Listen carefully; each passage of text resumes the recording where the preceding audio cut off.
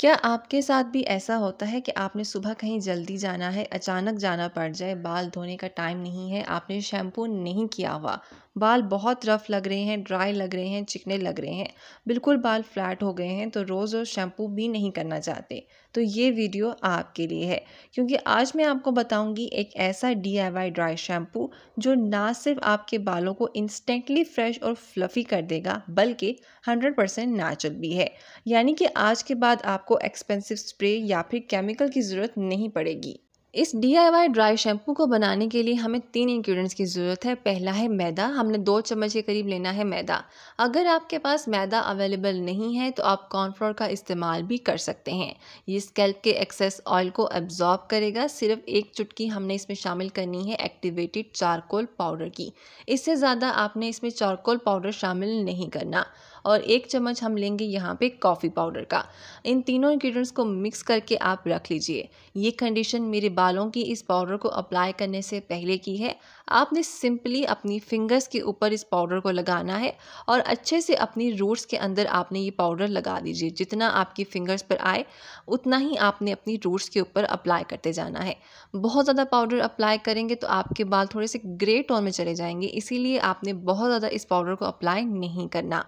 اصل میں یہ پاؤڈر ہمارے اسکیلپ کے ایکسیس آئل اور گریس کو ایبزارب کرتا ہے، بالوں کو انسٹنٹلی کلین اور فریش لک دیتا ہے۔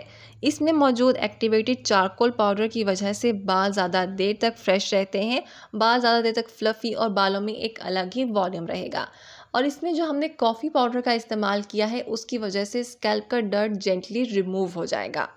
5 منٹ تک یہ پاؤڈر اچھے سے اپنے اسکیلپ پہ لگائیں، آپ ہلکا سا اپنی فنگرز کی ہیلپ سے مساج کیجئے، اس کے بعد سمپلی آپ برش کر لیں۔ جیسے ہی آپ برش کریں گے آپ کو ایک دم ہی اپنے بال فریش محسوس ہوں گے، بالوں میں ایک الگ والیوم آ جائے گا، جیسے کہ ابھی آپ نے فریشلی اپنے بالوں کو بلو ڈرائی کروایا ہے یا پھر آپ فریشلی شیمپو کر کے آئے ہیں۔